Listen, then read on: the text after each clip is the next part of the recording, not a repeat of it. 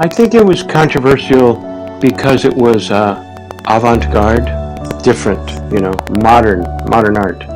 So that was it. And the other factor is that the actual color is exactly the opposite of all the other monuments in Washington, all of which are white. This one is black, which fed the narrative of the opponents that this was making a political statement on the Vietnam War, in the same way that the color white, in their minds, makes a political statement, a good political statement, on the issue of George Washington and Abraham Lincoln.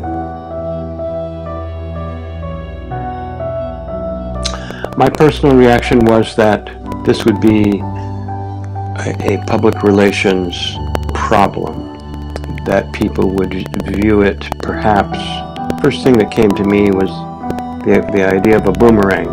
You know what a boomerang is. You try to throw it away, it keeps coming back to you.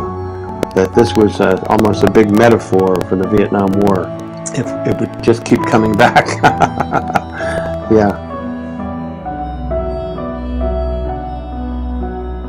Well, she was very confident and had an air about her of confidence that inspired confidence.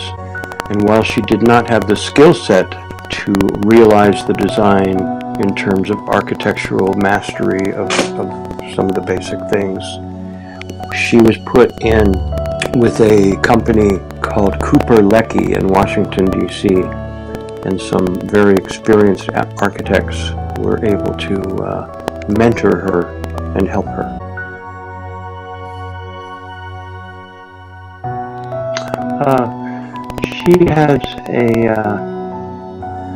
She's very firm when she tells you her opinion. She's very tough. She's a very tough person, and I respect that. She responded in a very confrontational way. She was ready to fight. She was ready to fight, and I think that's what she should have done.